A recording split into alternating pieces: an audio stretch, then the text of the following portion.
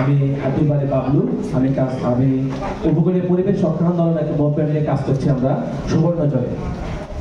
আসলে আমরা যে সুবর্ণচর বাস করি, এই মেঘনার কোল ঘেঁষে আসলে এই উপজেলাটি বয়ে গেছে। ভাঙন, দূষণ এবং তখন থেকে আসলে আমাদের বড় মাননীয় উপদেষ্টার দৃষ্টি আকর্ষণ করব। আমি কয়েকটি গুরুত্বপূর্ণ পয়েন্ট আসলে উপস্থাপন করব। আমরা যা দেখেছি আসলে গত 30 বছরে সুবর্ণচরে কখনো জলাবদ্ধতা হয়নি। আমার যেটি তথ্য আমরা নিয়েছি,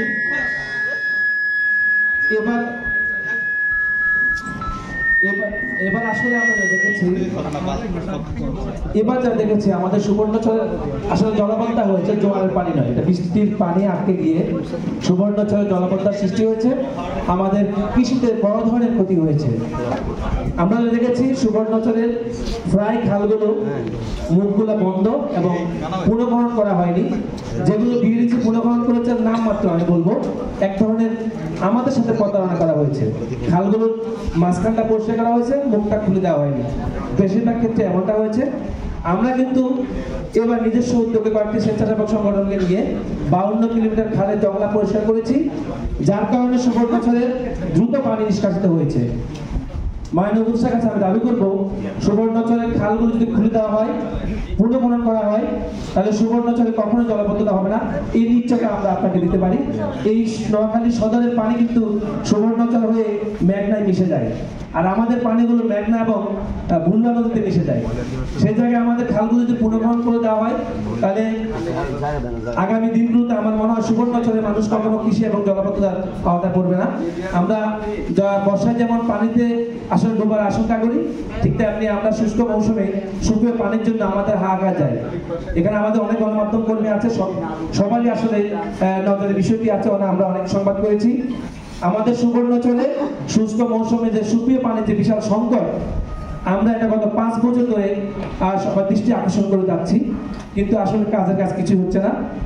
একটু ছোট করে বলি, আপনি আশা করি বিরক্ত হবেন না। যেটুকু সুবর্ণচরে আমাদের কৃষি জমি আছে, আমরা বর্ষা মৌসুমে আসলে বৃষ্টির পানি সঞ্চয় করছি না। আমাদের সঞ্চয় করার মতো আধার হয়েছে, আমরা সঞ্চয় করছি না। পাশাপাশি আমরা এই শুষ্ক মৌসুমে আমরা উফশি ধানের চারা লাগানোর জন্য, চাষের জন্য কৃষকদের উদ্বুদ্ধ করছি। সুবর্ণচরে যখনই আপনার এই যে রবি মৌসুমে যখনই ধান চাষ করা হচ্ছে, তখন থেকে আমাদের সুবীয় পানির সংকট তীব্র থেকে তীব্রতর হয়েছে। পানির জন্য মানুষের হাহাকার। এই বিষয়টি আমরা খুব মাঠ ঘুরে যেটি দৃষ্টি আকর্ষণ করেছি অনেকের, আমরা জানতে পেরেছি, সেটা হচ্ছে যে ভূগর্ভ থেকে মাত্রা অতিরিক্ত পরিমাণে পানি তোলার কারণে সুবর্ণচরের সুবীয় পানি খুবই তীব্র সংকট দেখা দিয়েছে। আমি আপনাকে একটা তথ্য দিতে চাই, সুবর্ণচরের প্রতি হেক্টর ভূমিতে আমাদের 7 টন করে ধান হচ্ছে, যার বাজার মূল্য হচ্ছে 1,75,000 টাকা। এই 1 হেক্টর ভূমি চাষ করতে আমার সুপ্রিয় পানি খরচ করা হচ্ছে 4 লাখ কিউসেক, যার বাজার মূল্য 5 কোটির বেশি। তার 5 কোটি টাকা খরচ করে আমি প্রায় 1.5 লক্ষ বা 2 লাখ টাকা ধান উৎপাদন করছি। সেই জায়গায় আমার রবি মৌসুমে অন্যান্য ফসল আরো বেশি লাভজনক।